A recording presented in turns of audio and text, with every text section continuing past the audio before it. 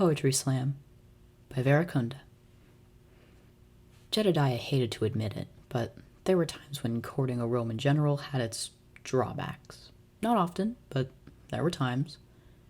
This was one of those times. Most of the museum would be downstairs in the foyer, he thought wistfully, playing games and dancing the night away. And on any other night, he and Octavius would be cruising the corridors in their car, trailing the bone for Rexy. Except tonight, the Romans, with all their strained obsession with being civilized, had decided to hold some sort of fancy do in their diorama, and of course Octavius, being their leader, was the guest of honor. And as leader of the Wild West and Octavius's special friend, Jedediah had also been invited, so he really couldn't say no, now could he?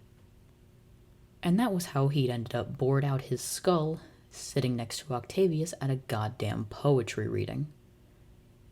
He tried to hide his horror, especially seeing how fired up for it Octavius and the rest of the Romans were, and hey, he liked to sing song around the campfire as much as the next cowboy. But the moment that fancy-mouthed bedsheet wearer had stood up in front of them all and started spouting off about sparrows and napkins and kisses, he felt his eyes roll into the back of his head, and his head began to nod. From time to time, he was vaguely aware of Octavius's elbow digging into his side, but on the whole, he managed to do a fine job of blocking everything else out. At least until he realized that the poetry had stopped clogging his ears, and that the voice he could hear now was Octavius's. Huh? He looked up, blinking. What did you say, Barner? I said it is over. We can leave now.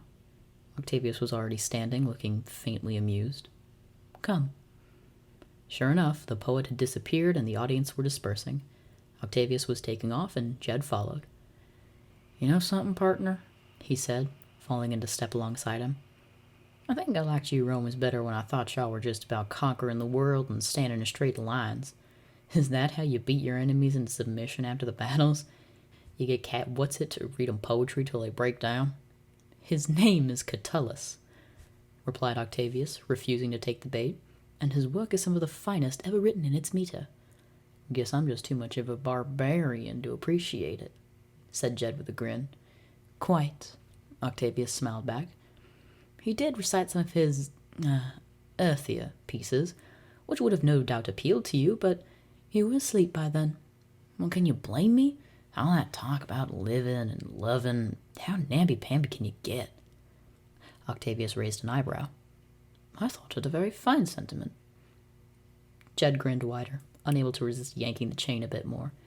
And night is one everlasting sleep. What was all that about, huh? Kinda missing the whole point of this here place, if you ask me. For a poet, he ain't very observant. Octavius opened his mouth to reply, then gave up and shook his head. I see you have much to learn about the art of poetry, my friend. Now, come on, you call that poetry?